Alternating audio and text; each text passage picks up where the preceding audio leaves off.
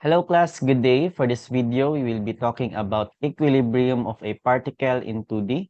This is a topic in statics of rigid bodies. In the preceding sections, we discussed the methods for determining the resultant of several forces acting on a particle. Although it has not occurred in any of the problems considered so far, it is quite possible for the resultant to be zero.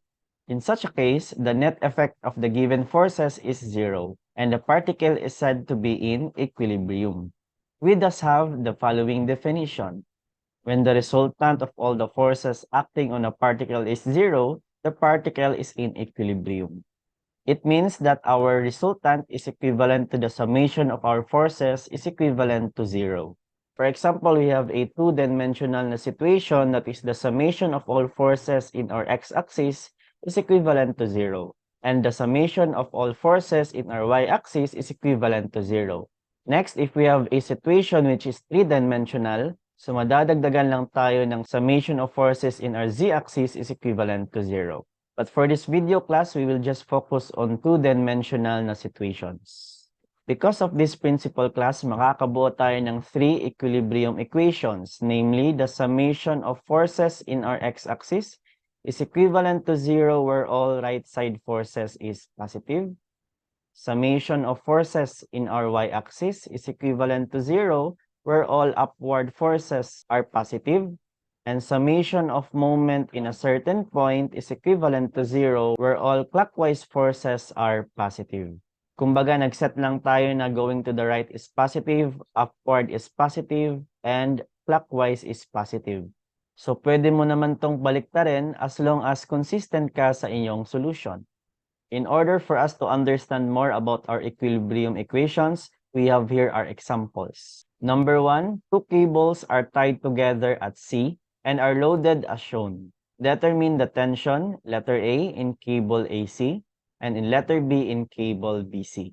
We have here a situation class na meron tayong cable AC and cable BC and they are carrying a load of 1,600 kilograms. So yung goal po natin is to find the tension occurring at our cable AC and also the tension occurring in our cable BC. So in order for us to analyze this class is expose lang natin yung forces within our cable AC and cable BC. So pag expose natin siya, if we are dealing with cables that is always in tension, ibig sabihin that is away, or palayo siya sa ating joint C. So this is our tension AC. Next, we have our tension at our cable BC. Again, away siya o palayo sa ating joint kasi pag cable, tension lang yung kaya niyang i-handle and not compression. Next, because of our 1,600 kilogram, meron po tayong force which is going downward. Papangalanan natin siya as force P. Convert po natin class yung ating 1,600 kilograms, gawin nating kilonewton para maging force. That is multiplied by 9.81 meters per second squared, and then multiply po natin in every 1 newton that is equivalent to 1 kilogram meter per second squared. So that is equivalent to 1,600 multiplied by 9.81 is equivalent to 15,696. So sulat natin that is 15,696. Tapos yung kanyang unit is kilogram, cancel.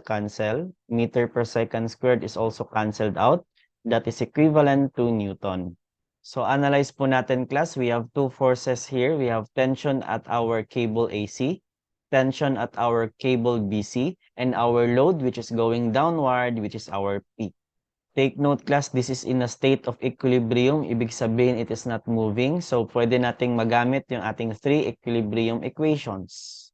First one, we have the summation of all our forces in our x-axis is equivalent to zero where all right side forces are positive.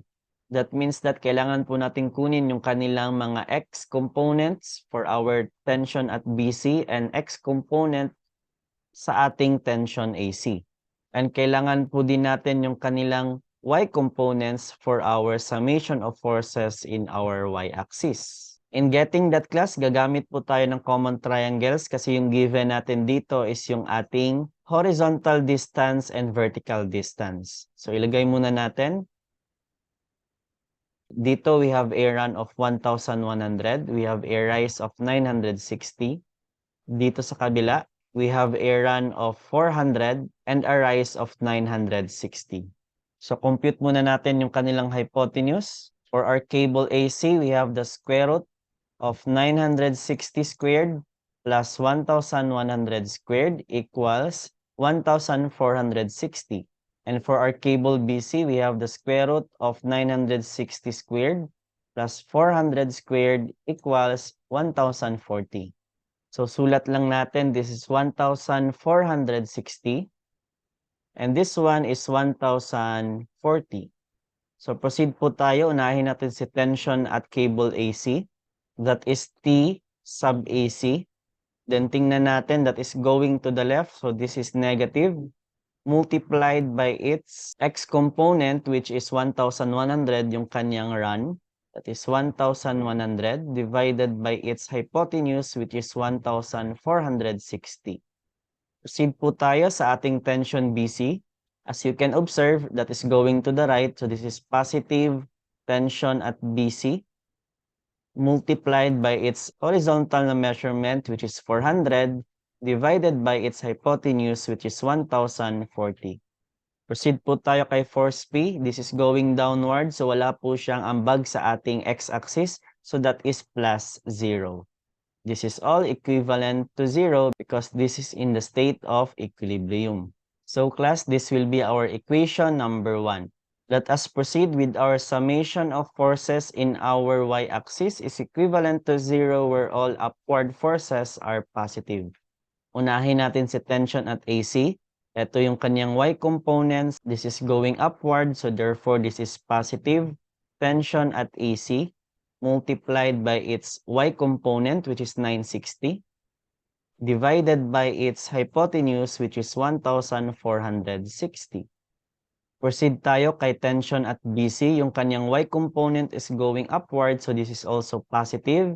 Tension at BC multiplied by its vertical na distance, which is 960, divided by our hypotenuse, which is 1,040.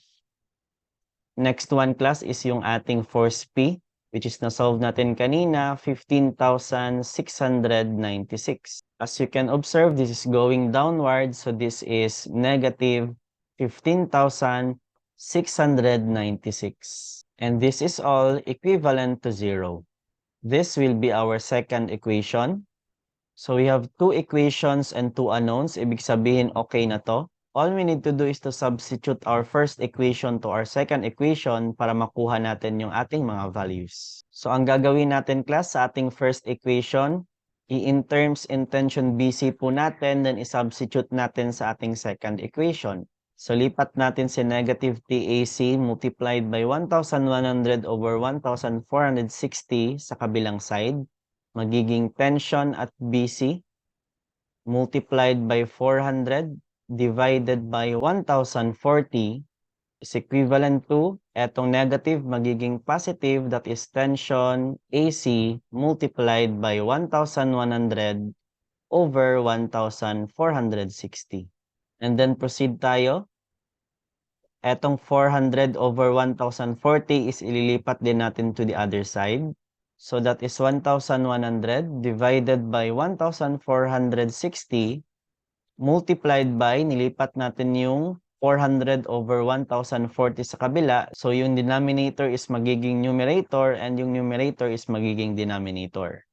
It is multiplied by 1,040 over 400. And that is equivalent to 143 over 73.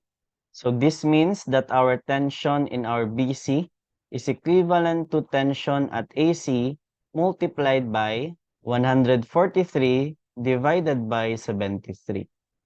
So kumbaga, this will be our equation number 3.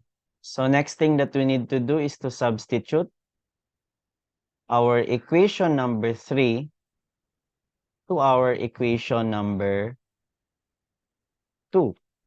So we have here the tension at AC multiplied by 960 divided by 1,460. Then plus Tension BC po natin is tension AC multiplied by 143 over 73. So, papalitan natin siya.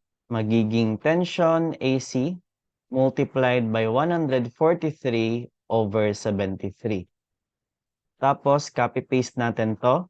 That is 960 multiplied by 1,040. Minus 15,696 is equivalent to 0. So, input lang natin to sa calculator class and then shift solve. If hindi po available yung shift solve, we just need to solve this manually. So, tension AC will be denoted as X multiplied by 960 divided by 1,460 plus X multiplied by 143 divided by 73 multiplied by 960 divided by 1,040, then minus 15,696. That is all equivalent to 0, then shift solve. Then equals 6,365.6. That means that our tension AC is equivalent to 6,365.6 newtons. And this will be our final answer. Next one is for our tension at cable BC. Ang gagawin lang po natin is to substitute this value to our equation number 3. So that is tension at BC is equivalent to, tension AC po natin is 6,365.6 multiplied by, eto, 143 over 73. That is equivalent to 6,365.6 multiplied by 143 over 73 equals 12,469.6. So, sulat natin, that is 12,469.6 Newton. And that is our final answer. Meaning, class, because of our load P, which is 15,696 Newtons, our cable AC and cable BC has a tension of 6,365.6 Newton, and sa BC po natin is 12,469.6 Newton. So, mapapadali po, class, yung ating solution if your calculator can handle equations. So, by using your calculator, pwede nating hanapin yung ating equation na A and X plus B and Y is equivalent to Cn. So, move lang natin sa baba. Ibig sabihin dito, we just need two equations, then input na natin kaagad sa ating calculators. Reminder, class, meron mga calculator na A and X plus B and Y minus Cn is equivalent to 0. Meron ding calculator na nakaganitong form. So, sa calculator ko dito, ito yung kanyang form. So, ibig sabihin, yung ating constant is ililipat natin sa kabila. Rewrite lang po natin, that is TAC multiplied by 960 over 1,460 plus tension at BC multiplied by 960 over 1,040, and then etong negative 15,696 is ililipat natin to the other side. So yung negative natin is magiging positive. This is positive 15,696. So eto po yung i-input natin sa ating calculator. So pakihanap lang po sa inyong calculator. Dito sa akin is mode equation, which is 5. Then etong 1, that is A and X plus B and Y equals Cn. Then dapat consistent ka lang kung sino yung nauna, siya din yung una mong i-input on both our equations. So sa akin tension AC yung nauna, so dapat sa baba is tension AC din yung aking unang i-input. We have here negative 1,100 divided by 1,460 equals, tension BC po natin is 400 divided by 1,040 equals, then yung ating constant sa ating first equation is 0, so equals. Proceed tayo sa ating second equation. TAC po natin doon is positive, so 960 divided by 1,460. Proceed tayo sa tension BC, that is also positive, 960 divided by 1,040. Last one, we have our constant, which is positive, 15,696 equals, then lalabas yung ating sagot that is equivalent to tension AC po natin is 6,365.6 and tension at BC is equivalent to 12,469.6.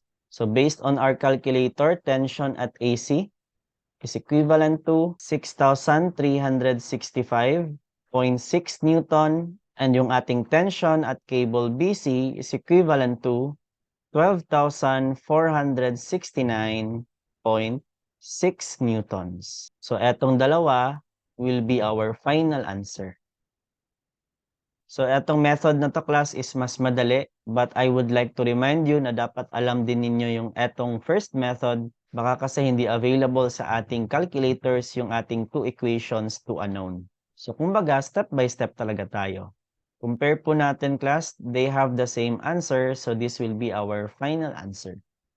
Let us proceed class sa ating second example, but before that, please subscribe to my channel if you like contents like this. Number 2, knowing that angle alpha is equivalent to 55 degrees and that boom AC exerts on pin C a force directed along line AC, determine first the magnitude of that force and second the tension in cable BC.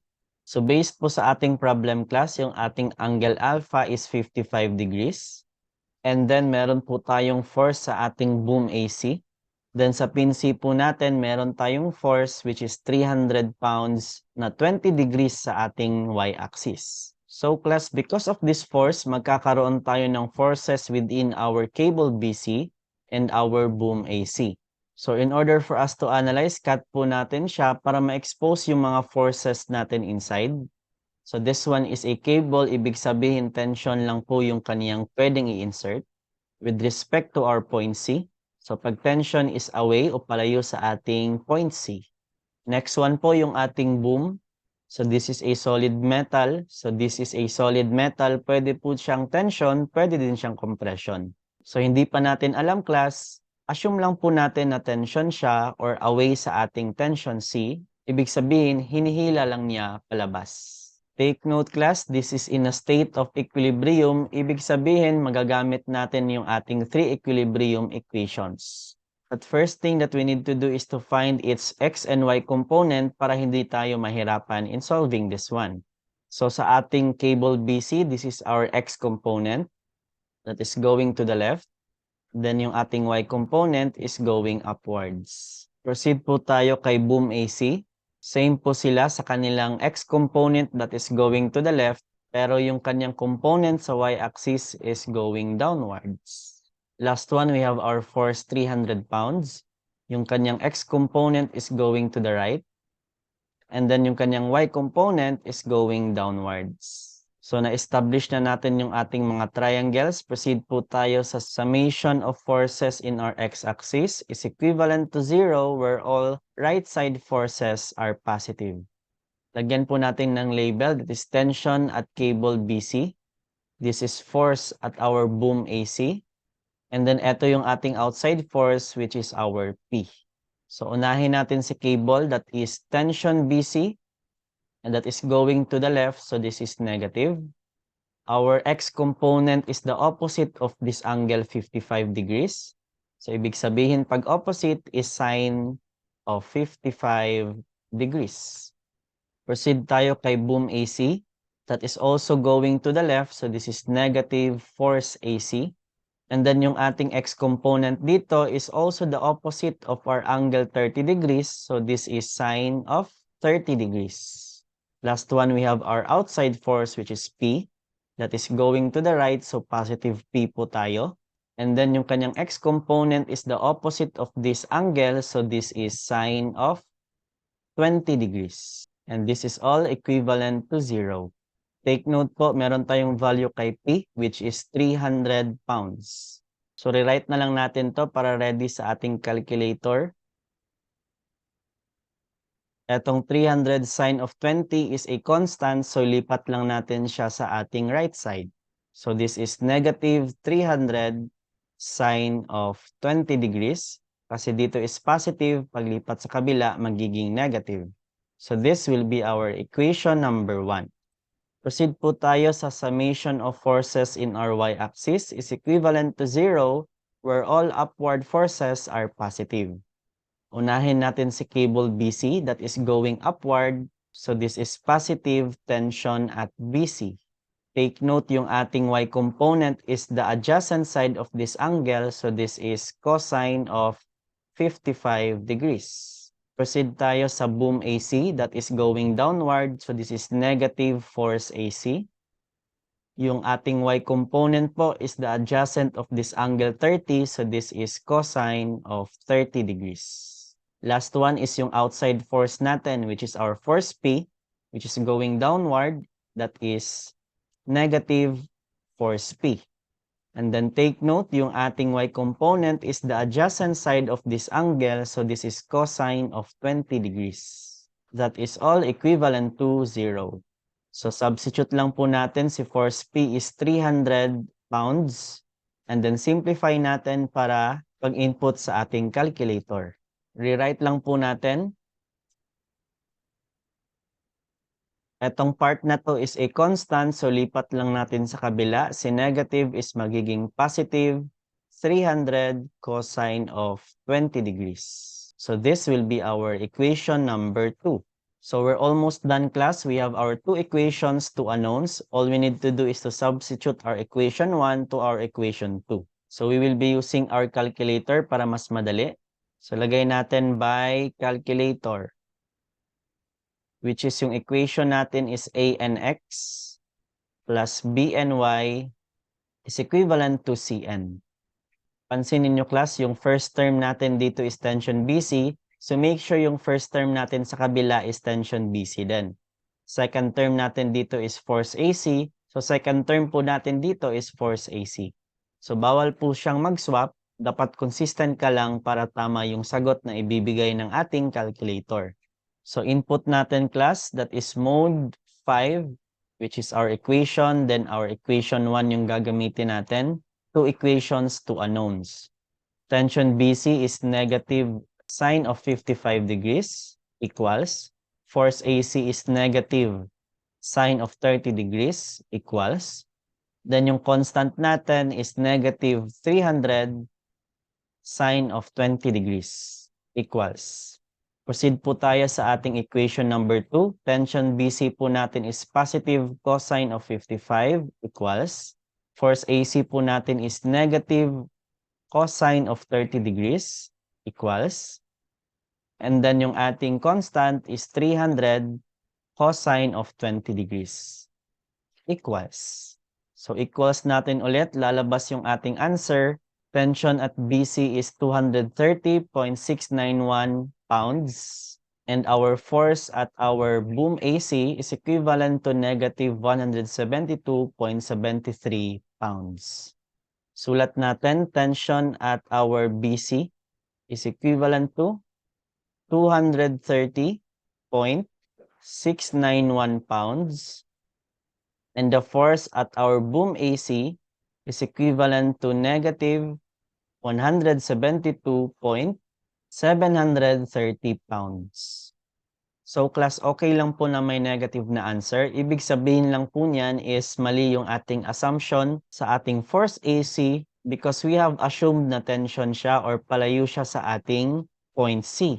Ibig sabihin lang po dyan, class, yung ating force sa ating boom AC is compression. Ibig sabihin, papunta po siya sa ating point C. So okay lang po, class, na mali yung ating assumption. Ang gagawin lang po natin is i-write force at AC is equivalent to positive 172.730 pounds. Then lalagyan lang natin ng label which is C. Corresponds that our force at our boom AC is compression. And this will be our final answer. Pwede din, nalagyan mo na lang ng arrow which is puntang itaas. Kumbaga, mali lang yung assumption natin na pababa, pataas lang siya, pero same pa din yung ating sagot. So same pa din yung lalabas natin na answers, class. Kung mali or tama yung ating assumption ng ating mga forces na direction, lalabas lang siya na negative kung mali yung assumption mo, which is okay lang din. Let us proceed po sa ating third example.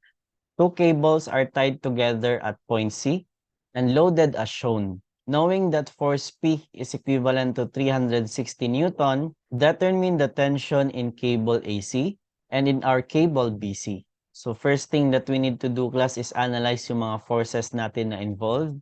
First one, we have our force P. Sabi dito is 360 Newton daw siya. So sulat natin, that is 360 Newton. Next one, we have our force Q, which is equivalent to 480 Newton. Next thing, we have two cables, cable BC and cable AC. So in order for us to analyze this, class, cut natin siya para ma-expose yung mga forces natin inside. So again, if you are dealing with cables, that is always in tension. So away siya o papalayo sa ating point C. So kumbaga, we have four forces: force P, force Q, tension at our cable AC, and tension at our cable BC. So same po sa ating mga examples, kailangan natin kunin yung kanyang X and Y components para ma-solve natin to. Drawing po muna natin yung ating tension at AC. Meron tayong X component which is going to the left and Y component which is going upwards. Sa tension BC po natin is wala tayong X component, Y component lang po siya kasi this is directly sa ating Y axis.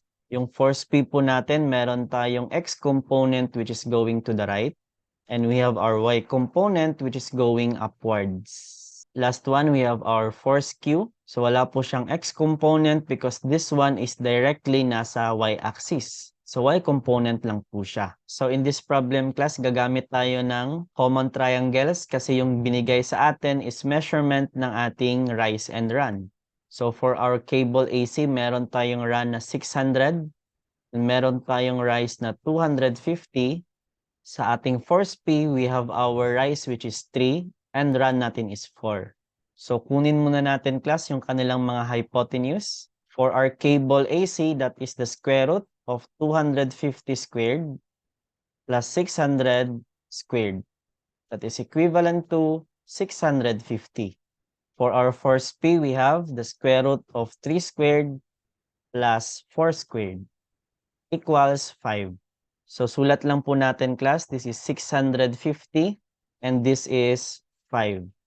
So start na po tayo. Summation of forces in our x-axis is equivalent to 0 where all right side forces are positive. So unahin natin si tension at AC. That is going to the left, so negative tension at AC multiplied by its x component, which is yung nakahiga, which is C600, divided by its hypotenuse, 650. Proceed po tayo kay tension BC. Take note that is going upwards, so wala po tayong X component. Let us proceed with our force P that is going to the right, so that is positive force P. And then multiplied by, yung ating X component is 4, kasi siya yung nakahiga, divided by our hypotenuse which is 5. Last one, we have our force Q. So by observation, wala po siyang X component kasi nakatayo po siya. And this is all equivalent to 0. Take note po, meron tayong value ng P which is 360 Newton. So by observation, class, isa lang po yung unknown natin sa summation of forces in x-axis. So we can solve for our tension at AC directly. So calculator po natin, that is negative alpha x. This is our tension at AC. Multiplied by 600 divided by 650. Then our force P which is 360 multiplied by 4 over 5 is equivalent to 0. And then shift, solve po natin, equals tension at AC is 312 newtons. Sulat po natin, class, this is 312 newtons. Final answer. Proceed po tayo sa summation of forces in our y-axis is equivalent to 0 where all upward forces are positive. Para makuha natin yung ating tension AC at tension BC. So inahin po natin, class, si tension at AC that is going upward. So this is positive tension at AC multiplied by its y component, which is yung nakatayo, which is 250, divided by its hypotenuse, which is 650. Next is yung ating tension at BC. Take note, tension BC po natin is our y component kasi nakatayo na siya. That is positive tension at BC kasi going upward tayo. Proceed tayo class sa ating force P that is going upward. So this is positive P multiplied by our rise kasi nakatayo yung ating component in our y-axis. So that is 3 divided by our hypotenuse, which is 5. Last thing is yung ating force Q that is negative kasi going downward po tayo. Then yung force Q natin is our y component. So this is Q. This is all equivalent to 0. So substitute natin class. Yung value ng ating P is 360. Yung value ng ating Q is 480. And yung value ng ating tension at AC is 312. So as per observation, isa lang po yung unknown natin. So pwede natin itong makalculator agad. So input natin class, we have 312 multiplied by 250 divided by 650 plus our tension BC, which is our unknown, plus 360 multiplied by 3/5 minus our force Q, which is 480. This is all equivalent to 0. Then shift, solve po natin. Tension at BC is equivalent to 144 newtons. So sulat po natin, tension at BC is equivalent to 144 newtons. Final answer. Let us proceed po sa ating last example for this video, that is number 4. If block D weighs 300 pounds and block B weighs 275 pounds, determine the required weight of the block C and the angle of theta for equilibrium. So sulat po muna natin class yung ating mga given. Because of the weight of our block D, meron po tayong force which is going downward, that is force D is equivalent to 300 pounds. Next po, because of our block B, meron po tayong force which is going downward, that is force B is equivalent to 275 pounds. So class, yung hinahanap po natin dito is yung ating weight ng ating block C para maging equilibrium. Ibig sabihin, hindi po gagalaw yung ating block B, block D, and block C. Because in our equilibrium, yung summation of forces po natin is 0. So lagay natin dito, force C is our unknown. So in order for us to analyze this class, we need to cut our cables para ma-expose yung forces natin inside. So take note class, yung force B po natin, yung humihila sa ating cable B. Ibig sabihin, if puputulin natin to, we have a force here which is equivalent to our force B. Same thing applies here class. Ibig sabihin yung ating cable C is hinihila ng weight ng ating block C. So therefore, this is in tension which is caused by our force C. So as per observation, we have three forces here. Force B natin, force C natin, and yung ating force D. So sabi dito is naka-equilibrium dapat siya. So pwede nating magamit yung ating three equilibrium equations. So before we compute our forces, drawing muna natin yung ating mga components. Sa force B natin, yung ating X component is going to the left. Then yung ating Y component is going upwards. Sa force C po natin is going to the right. And then lipat lang natin yung label. This is going upward yung ating Y component. So lagay po natin class, force B po natin is equivalent to 275 pounds. Yung force C natin, yan yung hinahanap natin. And hindi din given yung ating angle theta. Which means, dalawa po yung ating unknown, which is angle theta and our force C. So continue lang po tayo. Summation of forces in our x-axis is equivalent to 0 where all right side forces are positive. So unahin natin si force B that is going to the left. So negative force B. Then yung kanyang X component is the adjacent side of our angle theta. So this is cosine of theta. Next one is for our 4C that is going to the right, so positive 4C.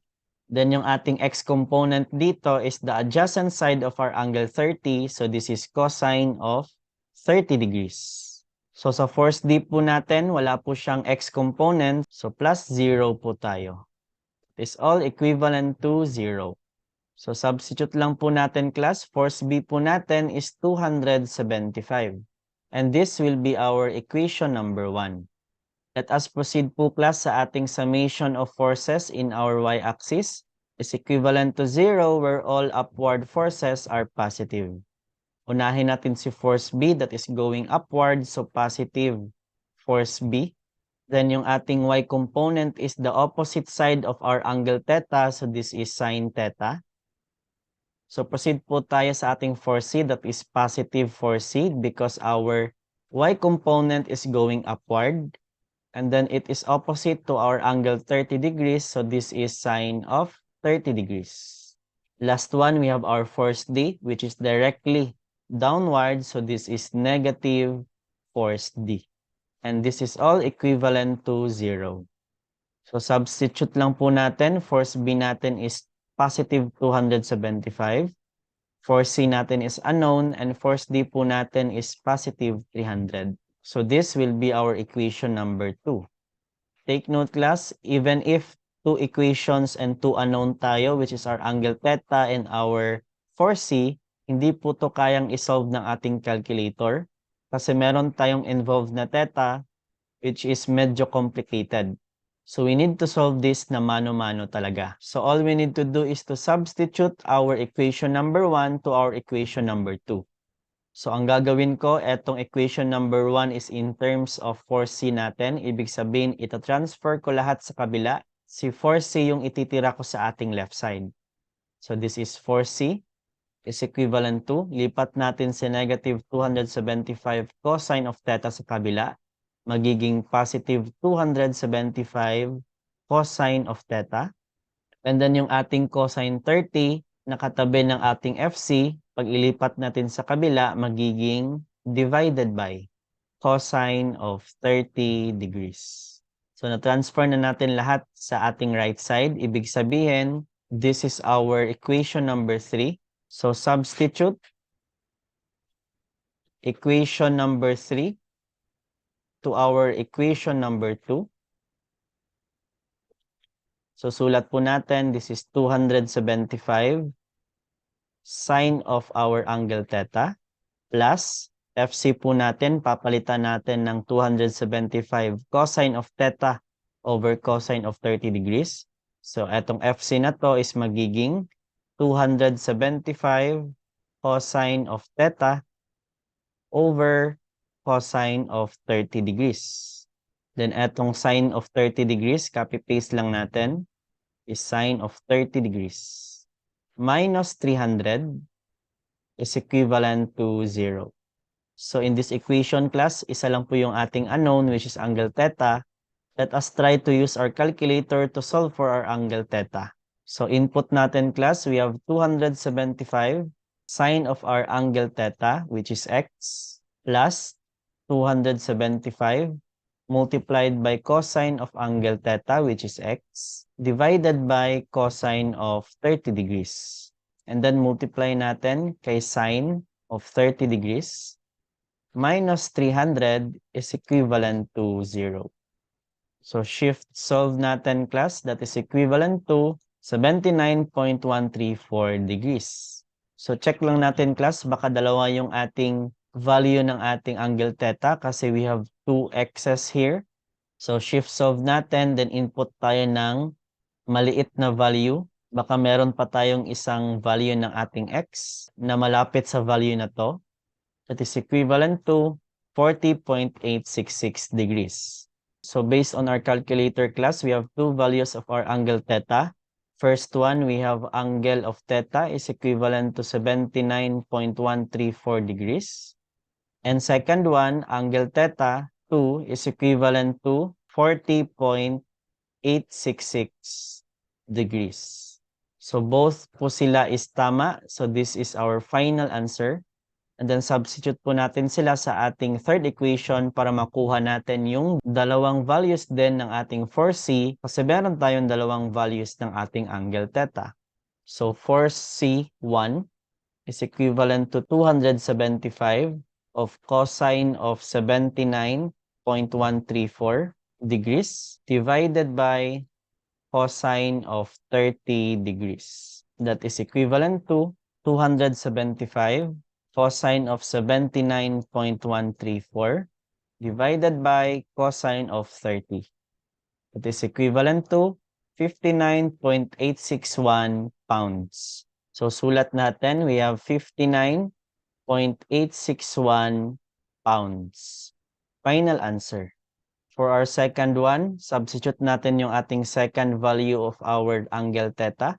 That is our FC2 is equivalent to 275 multiplied by cosine of 40.866 degrees divided by cosine of 30 degrees. That is equivalent to, so yung na-input natin kanina, palitan lang natin yung ating angle theta ng 40.866 degrees. That is equivalent to 240.139 pounds. Sulat natin, that is 240.139 pounds. This is our final answer. So, ang ibig sabihin dito, class, we have two setups para maging equilibrium siya. First one, yung ating angle theta must be equivalent to 79.134 and yung ating block C is equivalent to 59.861 para maging equilibrium yung ating setup. Second one, pwede din yung ating angle theta is equivalent to 40.866 degrees. Pero dapat yung ating block C ay may timbang na 240.139 pounds. That ends our topic for this video, class. Thank you for listening, and I hope that you have learned something in this video. See you again sa ating other videos.